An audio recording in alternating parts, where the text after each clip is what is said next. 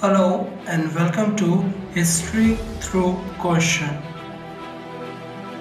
Next is the police reform.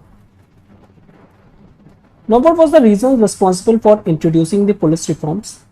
Main reason responsible for this is in order to supplement and help in implementing the earlier taken judicial reforms. Because at that time in Calcutta, a complete sense of lawlessness prevailed. Lawlessness in the sense an absence of law and order situation, and Calcutta outskirts are equated with the jungle and they are quite unsafe. Now, what was the reforms introduced? So, a position of police superintendent was there in police, and this position, that is the police superintendent positions, are quite corrupt. So, in order to impart honesty, Lord Cornwallis increases the salary manifold, so that when salary increases, its income increases and corruption's element quite increases. That was its intended objective behind increasing the salary. If we talk about in district, zamindars were deprived of their all police powers. Earlier, zamindars were given the police powers.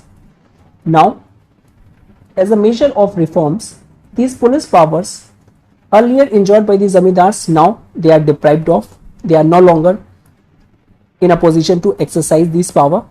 Next, on the other hand, the powers earlier enjoyed by the zamindars, it was transferred to the magistrate,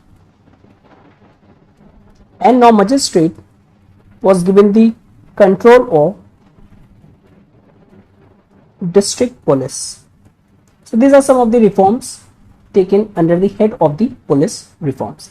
Next is the revenue reforms.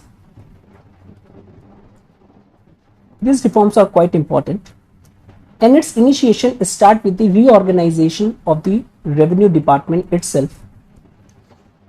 In the area of Bengal, this area of Bengal was divided into various fiscal areas, and these fiscal areas, each fiscal areas were under the control of the collector.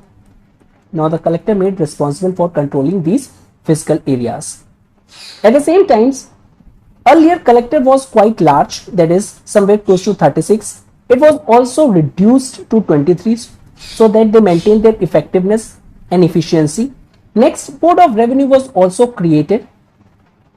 This Board of Revenue was created, and their main work is to supervise the collectors' work, because now collectors were made responsible for the various fiscal areas, newly created fiscal areas, and Board of Revenue was created so that it supervised the collectors' work.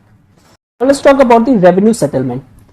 So till 1790, what will happen? Old annual settlement continued.